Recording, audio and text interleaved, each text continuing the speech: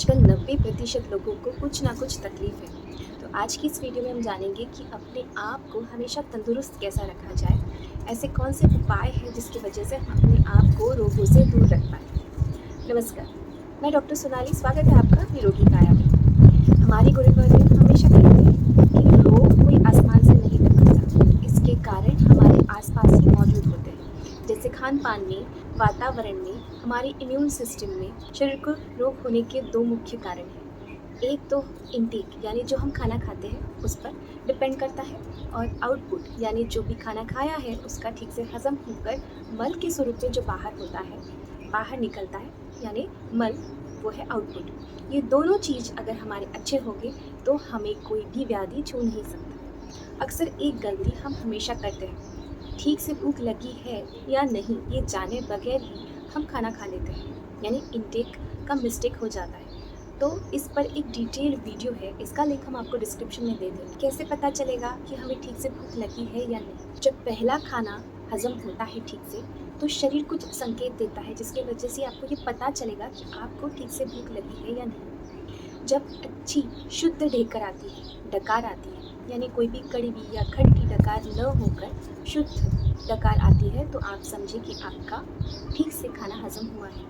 नीचे से गैसेस ठीक से पास होने लगते हैं जिसके वजह से पेट भी हल्का महसूस होने लगता है, मन भी प्रसन्न होता है और शरीर में भी लाघवता यानी हल्कापन महसूस होने लगता है, और पेट में एक संवेदना होती है कि आप अब खाना ले सकते हैं, यानी आपकी अग्नि बढ़ने लगती है और आपको ये सूचना देती है कि अब आप खाना खा सकते हैं। तो इन सारे लक्षणों से आपको पता चलेगा कि आपको सही से भूख लगी है या नहीं। यानी शुद्ध डकार, नीचे से गैस पास हो जाएगा, मन और शरीर प्रसन्न, हल्का, पेट भी हल्का और आपको आगे खाने के लिए सूचना देगा।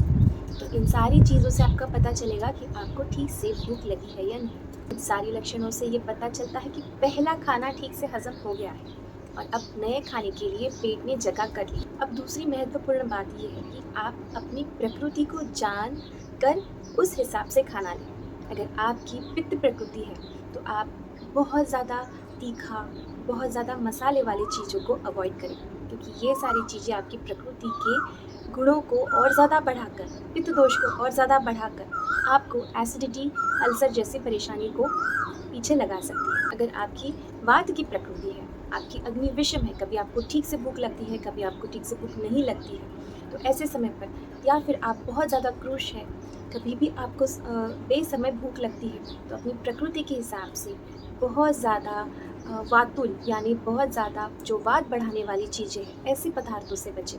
जैसे बासी चीज़ें हैं, चना है, या फिर बहुत ज़्यादा बेकरी प्रोडक्ट्स खाना है, या फिर बहुत ज़्यादा मसाले वाली चीज़ें खाने हैं, ऐसी चीज़ों से आप अपने आप को बचा के रखें। अगर आपकी कफ की प्रकृति है, यानी आपको बार बार कफ की तकलीफ़ होती है, आपका जो बॉडी टेक्सचर है वो थोड़ा स्थूल यानी थोड़ा हैवी वेट का है, या फिर आपको बहुत ज़्यादा कफ से रिलेटेड परेशानी बार बार होती है, तो आप बेकरी प्रोडक्ट्स अवॉइड करें, बहुत ज़्यादा फास्ट फूड अवॉइड करें, मिल्क और मिल्क के प्रोडक्ट्स जैसे दही है या फिर बहुत ज़्यादा भैंस का घी है, ऐसी चीज़ों से आप बचें। आप अपनी प्रकृति के हिसाब से अगर खाना लेते हैं, अपनी अग्नि का ध्यान रख कर खाना लेते हैं, तो जो तीनों दोष है, वात, पित्त और कफ, ये हमेशा बैलेंस रहेगी। इनका वृद्धि यानी बढ़ना या फिर क्षय यानी कम होना ये नहीं होगा, जिसकी वजह से आप अपने आप को रोगों से बचा सको। तीसरी इम्पॉर्टेंट चीज़ मात्रा, यानी जिस क्वांटिटी में हम खाना खाते हैं वो भी बहुत महत्वपूर्ण है।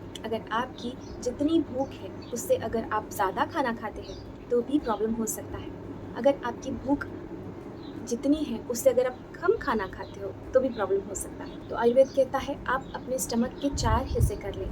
2 हिस्से सॉलिड फूड के लिए रखें, 1 हिस्सा पानी के लिए रखें और 1 हिस्सा खाली रखें। इस तरह से अगर आप खाना खाओगे तो आपको कभी इंडाइजेशन, एसिडिटी की तकलीफ नहीं होगी। इस लिक्विड फूड में आपका छाछ, कढ़ी, दाल, पानी ये सब आएगा, और सॉलिड फूड में आप रोटी, सब्जी और चावल, इन ऐसे पदार्थों को, सैलेड्स को इंक्लूड कर सकते हैं। तो इस तरह से आपका खाना हो।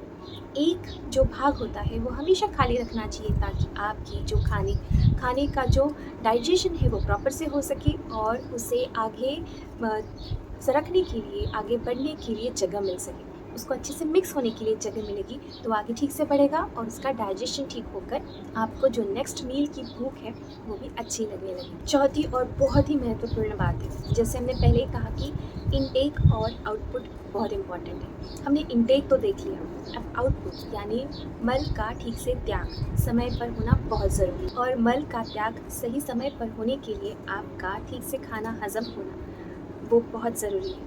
अगर आप समय पर मात्रा के हिसाब से, प्रकृति के हिसाब से खाना लेते हैं, सीज़न के हिसाब से खाना लेते हैं, समय पर खाना लेते हैं, तो आपका डाइजेशन ठीक होगा और आपका मल त्याग समय पर होगा। तो इसके लिए आपको रात का जो खाना है वो समय पर लेना बहुत ज़रूरी है, यानी शाम। वैसे तो आयुर्वेद कहता है सूर्यास्त से पहले आप खाना ले लें, लेकिन अगर आपके जॉब के वजह से, कोई प्रोफेशनल ड्यूटीज़ के वजह से अगर आपको ये सब संभव नहीं है तो आप 7 से 8 के बीच में खाना ले लें। उसके बाद कुछ खाना नहीं लेना है और ज़्यादा पानी, रात के समय ज़्यादा पानी पीना अवॉइड करना है। इसके बाद आप जितने जल्दी हो सके 9 से 10 के बीच तक सो जाएं, क्योंकि 10 से लेकर 2 बजे तक की जो नींद है वो पित्त प्रधान होती है, यानी हमारे शरीर की क्लीनिंग का काम होता है। उस समय पित्त अपनी उच्च मात्रा में होता है। जब हम 10 से 2 के बीच की ठीक से नींद लेते हैं तो शरीर अपना क्लीनिंग का काम बहुत अच्छे से करता है। इसके वजह से आप सुबह जल्दी उठ सकते हो, यानी 4 से 5 के बीच में, एट मैक्स आप 6 बजे तक उठ जाए। इसके वजह से 6 बजे के पहले का जो समय होता है वो वात प्रधान समय होता है और इस समय किया हुआ मल त्याग ये सेटिस्फैक्ट्री होता है। इसमें सभी दोष जो शरीर से निकाले जाने चाहिए वो निकल जाते हैं, यानी प्रॉपर मल त्याग होता है, जिसकी वजह से कोई भी टॉक्सिन्स शरीर में नहीं रहते और उनका रीअब्सॉर्प्शन अवॉइड किया जा सकता है, जिसके वजह से आपको आगे जाके कोई प्रॉब्लम नहीं होगी। जब 6 से पहले ठीक से पेट साफ हो जाता है तो शरीर में एक लाघवता निर्माण होती है, यानी बहुत ज़्यादा हल्कापन महसूस होता है, मन शरीर प्रसन्न रहता है और जिसके वजह से आपको जो खाने की संवेदना है वो ठीक से निर्माण होती है, क्योंकि हमारे नाभि के नीचे एक वायु होता है जिसका नाम अपान वायु होता है। मल त्याग ठीक से होने की वजह से वो ऊपर जाकर आपके डाइजेस्टिव फायर को अच्छे से बढ़ाकर आपको भूख लगने की संवेदना निर्माण करता है।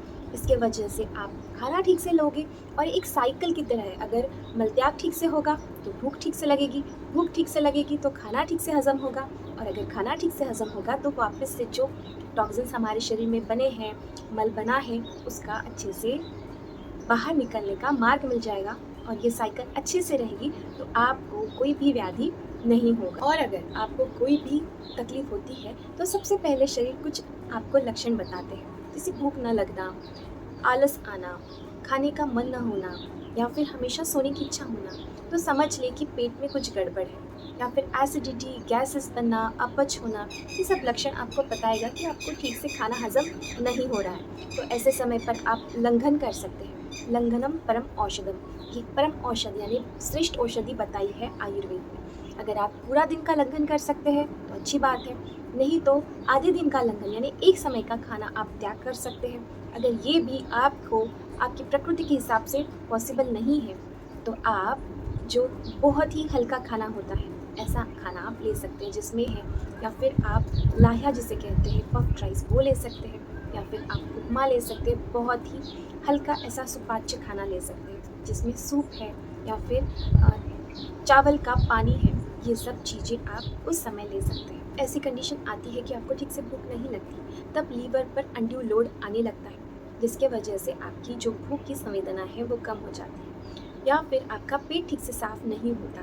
ऐसे समय पर आप क्या कर सकते हैं, जो नीम पाउडर होती है वो 1/4 स्पून आप पानी में भिगोकर इसे लें। इसके वजह से आपके शरीर का क्लीनिंग का काम, अग्नि बढ़ाने का काम अच्छे से हो। इसके अलावा त्रिफला नाम का एक चूर्ण है जो आपके पेट को ठीक से साफ करने के लिए मदद करेगा। इसके अलावा आप एरंड जो ऑयल होता है, कैस्टर ऑयल, इसका भी प्रयोग कर सकते हैं, जिसकी वजह से अगर आपको कॉन्स्टिपेशन की तकलीफ होती है तो ये भी कम होगी। इस पर डिटेल जानकारी का वीडियो हम आपको डिस्क्रिप्शन में ज़रूर दे देंगे। इसके अलावा अगर आप अपने आप को हमेशा फिट रखना चाहते हैं तो 2 मेडिसिन मैं आपको यहाँ पे बताऊँगी जो आपको हमेशा फिट रखने के लिए हेल्प करेगी। गिलोय की जो पत्ते होते हैं इसकी आप सब्जी कर सकते हैं, इसमें मूंग की दाल डालकर आप इसे बना सकते हैं, या फिर गिलोय का जो सत्व मिलता है या फिर गिलोय का जो चूर्ण मिलता है उसे आप रोज़ गुनगुने पानी के साथ या फिर मिश्री के साथ ले सकते हैं। दूसरा महत्वपूर्ण मेडिसिन ये है जो आपको हमेशा रोगों से बचा के रखे,